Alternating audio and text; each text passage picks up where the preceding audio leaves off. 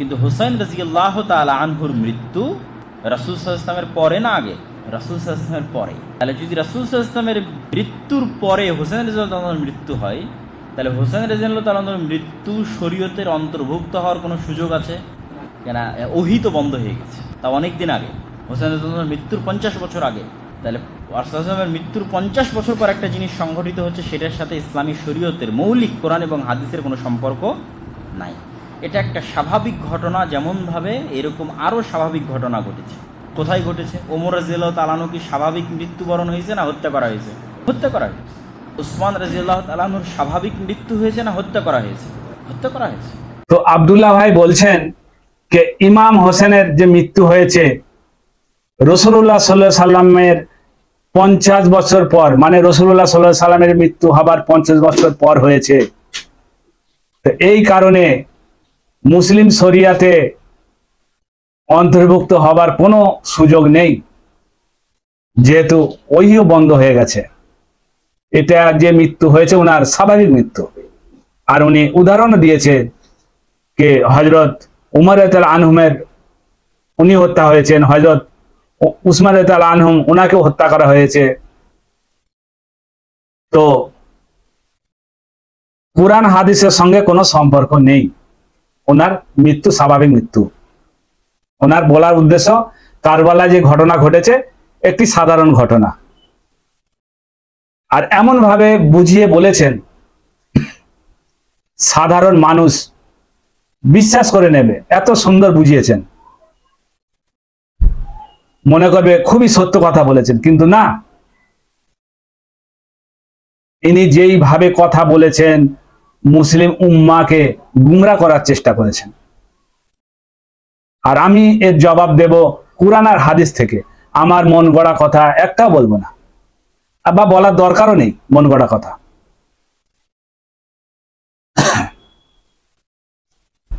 তো কুরআনে কারীম সূরা আহজাব আয়াত নম্বর 33 আল্লাহ রাব্বুল আলামিন ইরশাদ করছেন, ইন্নামা ইউদিরুল্লাহু ইউযহিবা ওয়া ইউতাহিরাকুম তাতহিরা। আল্লাহ রাব্বুল আলামিন ইরশাদ করেন, হে নবীর পরিবার, আল্লাহ তো চান কেবল তোমাদের থেকে অপবিত্রতা দূর করতে এবং তোমাদেরকে সম্পূর্ণরূপে পবিত্র করতে। আর এই আয়াতটি নাজিল হয় বা অবতীর্ণ হয় উম্মে সালমা রাদিয়াল্লাহু আনহা, উনার বাড়িতে হয় আমাদের মুসলিম উম্মার আম্মি জান।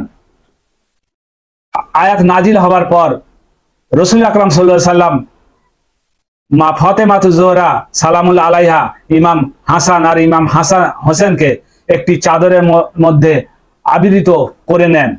তারপর পেছনে আলী আলাইহিস সালাম আসেন, ওনাকেও চাদরের মধ্যে ঢেকে নেয়।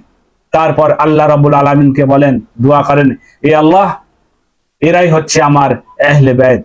তারপর সালমা রাদিয়াল্লাহু আনহা উনি রাসূলুল্লাহ সাল্লাল্লাহু আলাইহি সাল্লামকে বলছেন, ইয়া রাসূলুল্লাহ সাল্লাল্লাহু আলাইহি সাল্লাম, আমিও কি তাদের মধ্যে অন্তর্ভুক্ত, মানে আমিও চাদরের মধ্যে আসতে পারি? রাসূলুল্লাহ সাল্লাল্লাহু আলাইহি সাল্লাম বলেন, তুমি সস্থানেই আছো, তুমি কল্যাণের মাঝেই আছো, মানে তুমি যেখানে ওখানে যে আছো কল্যাণের মধ্যেই আছো, ওখানেই থাকো, এখানে নয়। মানে এইখানে যে 5 জন আছেন ওনারা হচ্ছেন খাস, নবী করিম সাল্লাল্লাহু আলাইহি সাল্লামের খুবই প্রিয়, আল্লাহ রাব্বুল আলামিনের কাছেও খুবই প্রিয়।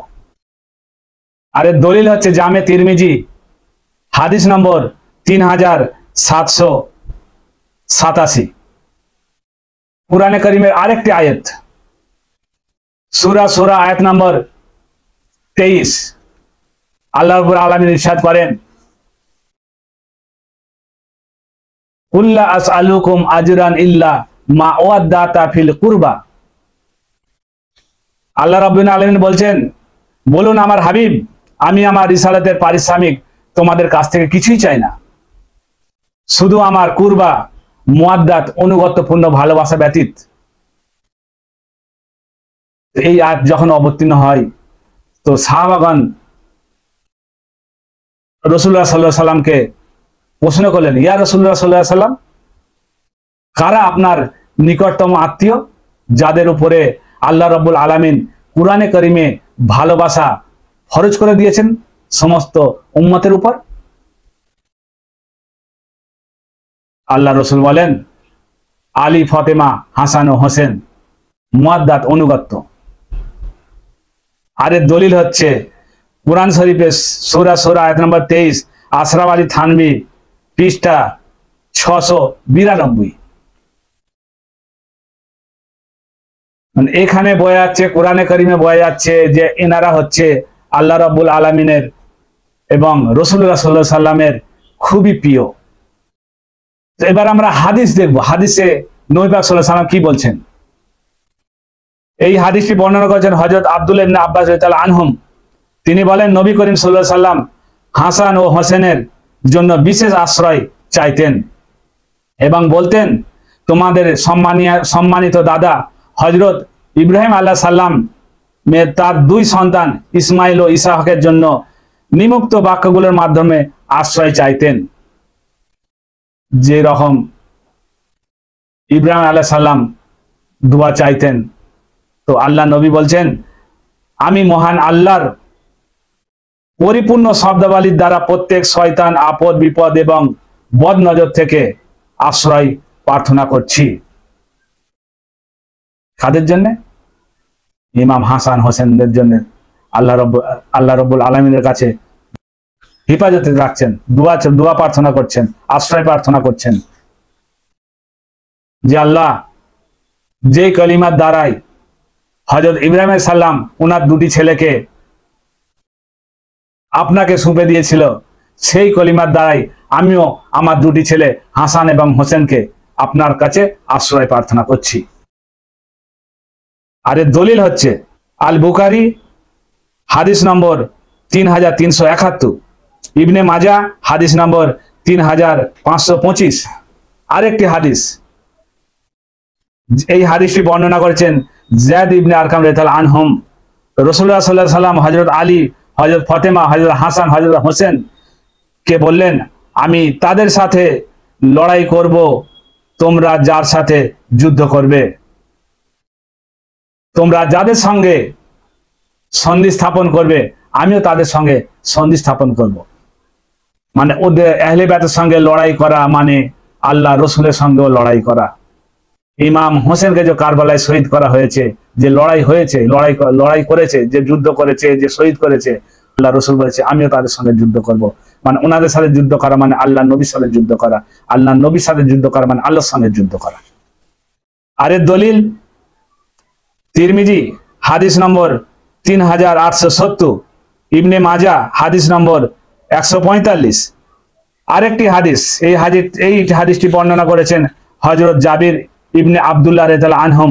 তিনি বলেন, রাসূলুল্লাহ সাল্লাল্লাহু আলাইহি সাল্লাম আমাদের সামনে ভাষণ দিলেন এবং বললেন, হে সকল লোক, তারা আহলে বাইতের সাথে বিদ্বেষ রাখে, কিয়ামতের দিন তাদের জামাত হাসর ইহুদিদের সাথে হবে।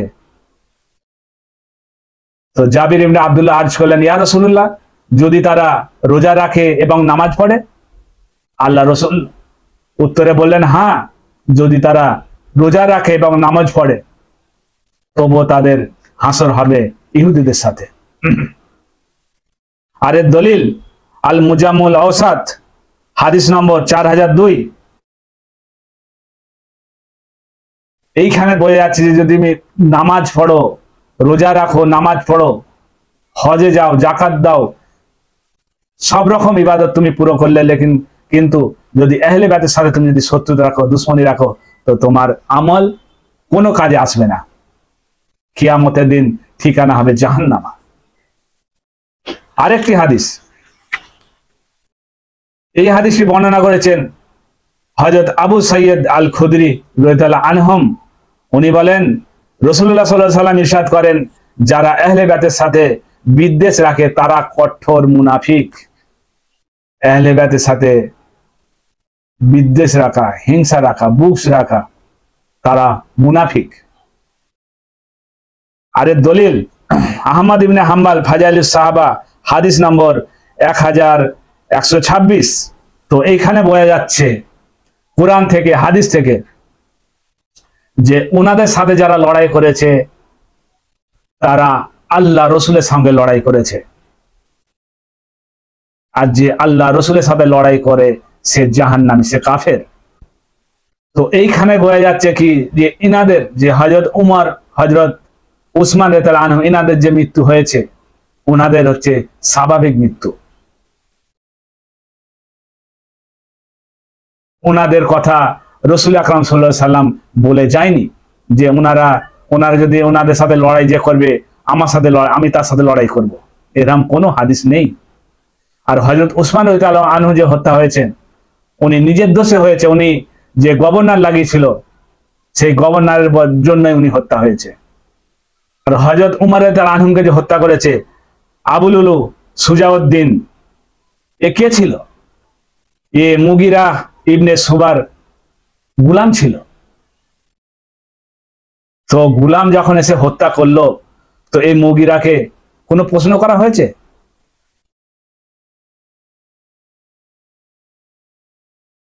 হযরত উমর রাদিয়াল্লাহু আনহু যে হত্যা হয়েছে সব ষড়যন্ত্র ছিল বনু উমাইয়া।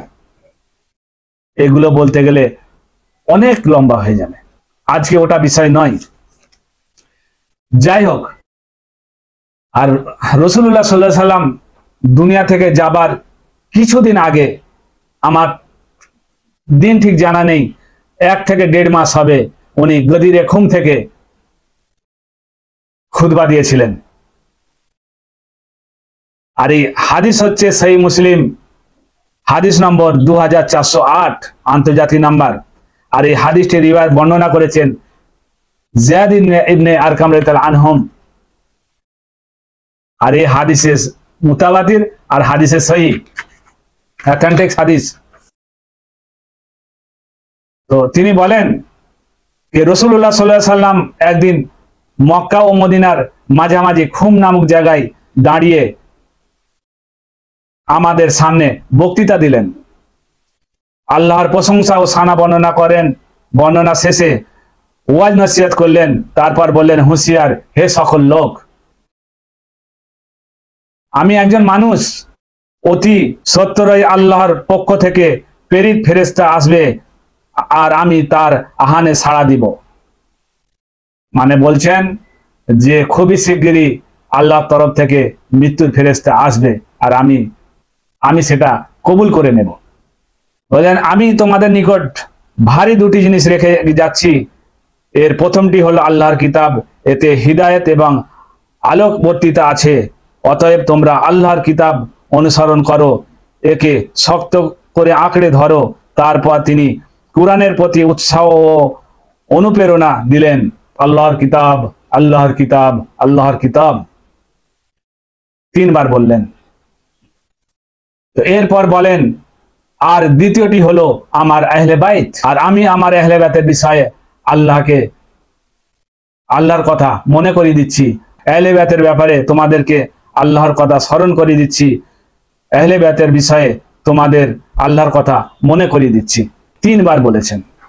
তো রাসূল আকরাম সাল্লাল্লাহু আলাইহি সাল্লাম দুনিয়া থেকে যাবার কিছুদিন আগে উম্মতকে সাবধান করে দিয়ে গেছে, সতর্ক করে দিয়ে গেছেন, বলে গেছেন যে আমি তোমাদের কাছে 2টি জিনিস রেখে যাচ্ছি, একটি হচ্ছে আল্লাহর কিতাব আর একটি হচ্ছে আহলে বাইত। আরেকটি হাদিসে বর্ণনা আছে তিরমিজি, এই 2টির মধ্যে যদি কোনো একটিকে যদি ছেড়ে দাও তাহলে তোমরা পথভ্রষ্ট হবে। 2টিকেই আঁকড়ে ধরতে হবে, শক্ত করে ধরতে হবে, মজবুতির সাথে ধরতে হবে।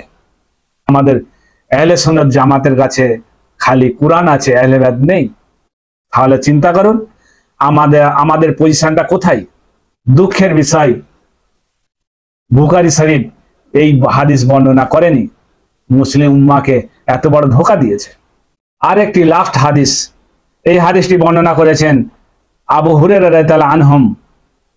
রাসূলুল্লাহ সাল্লাল্লাহু আলাইহি সাল্লাম বলছেন, যে ব্যক্তি আমার অনুগত করলো সে আল্লাহরই অনুগত করলো, যে ব্যক্তি আমার নাফরমানি করলো সে আল্লাহর নাফরমানি করলো, যে ব্যক্তি আমার নির্বাচিত আমিরকে অনুগত করলো সে আমারই অনুগত করলো, আর যে ব্যক্তি আমার নির্বাচিত আমিরকে নাফরমানি করলো সে আমারই নাফরমানি করলো। মানে আল্লাহ রসুলের নাফরমানি করা মানে আল্লাহর নাফরমানি করা। বুখারী শরীফের হাদিস নম্বর 6652। তো এইসব হাদিস থেকে বোঝা যায় কোরআনে কারীম থেকে হাদিস থেকে বোঝা যায় যে আহলে বাইতের সঙ্গে যারা লড়াই করে তারা তা অ্যাকচুয়ালি আহলে বাইতের সঙ্গে লড়াই করা মানে আল্লাহ রসুলের সঙ্গে লড়াই করা।